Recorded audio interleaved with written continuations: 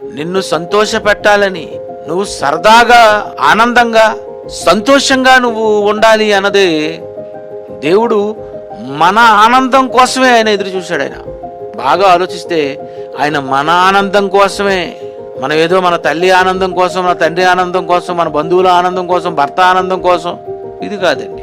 లోకంలో ఉన్నటువంటి మనుషులందరూ ఎవరో మనుషుల ఆనందాలలో ఉండడానికి ఇష్టపడుతున్నారు, వాటి కోసమే ఎదురు చూస్తున్నారు, వాటి కోసమే ఆలోచించి ఎదురు చూసి పొందలేదని సూసైడ్ చేసుకొని మనసంతా విచారం చేసుకొని ఉండిపోతున్నారు తప్ప, నీ కొరకు ఇన్ని సంవత్సరాలు తండ్రి అయినటువంటి దేవుడు యుగ యుగాలు నీ కోసం యుగాలు ఎదురు చూస్తేనే నువ్వు భూమి మీద నరజన్మ ఎత్తావు.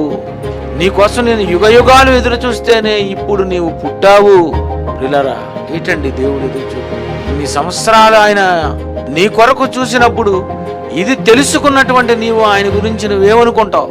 ఇంతకాలం నా కోసం చూసారా, అయితే నేనేం చెయ్యాలి, అయితే నా మీద ఇంత మనసున్నందుకు ఏం ఇవ్వాలి, ఏం చెయ్యాలి? ఇదే కదండి. ఇది ఎవరికి అర్థం అవుతుంది?